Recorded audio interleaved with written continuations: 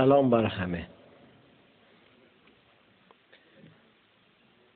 یکی بود، یکی نبود.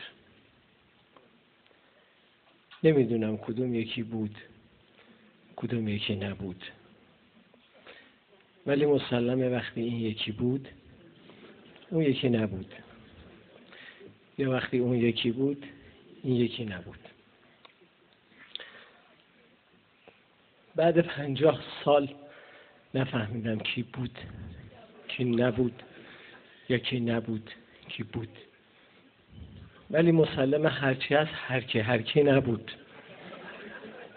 چون یکی بود، یکی نبود. شما میدونین کی به کی بود؟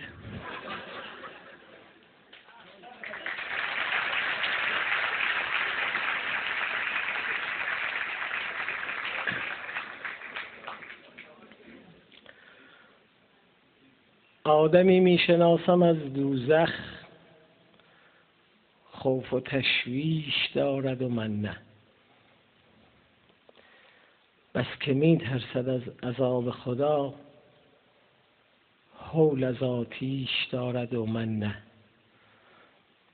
استاد نگن که حالا حرمتی کردم، ایشون از آتیش میترسید، از آتش نمیترسید. این تقصیر من نیست. دائما ذکر گوید و تسبیح در کف خیش دارد و من نه. قلبی آکنده از خدا و سری باطن اندیش دارد و من نه. بس عجول است در رکوع و سجود، گویی و جیش دارد و من نه. تا رسد ز آسمان به او الهام، 2-3 تا دیش دارد و من نه. گویا با خدا بود فامیل او که این کیش دارد و من نه.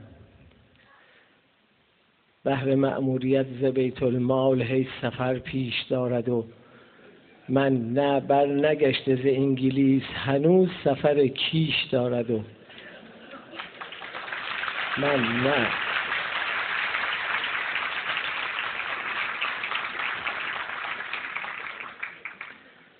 بهر حج تمتع و عمره کپن و فیش دارد و من نه. زندگی تخت نرد اگر باشد، او 2 تا شیش دارد و من نه. 15 تا مغازه یک پاساژ توی تجریش دارد و من نه. در دزاشی باغ و در قلهک خانه از خیش دارد و من نه. 15 تا عیال صیغه و عقد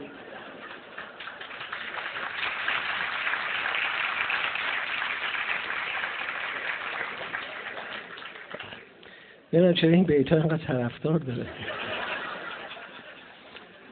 15 تا عیال صیغه و عقد بی کم و بیش دارد و من نه. گرچه با گرگ ها بود دمخور، ظاهر میش دارد و من نه.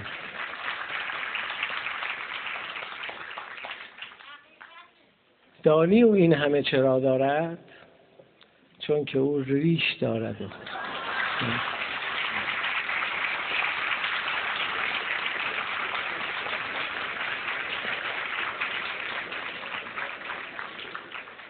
میکروفون را بگیر از حالو، سخنش نیش دارد و من نه.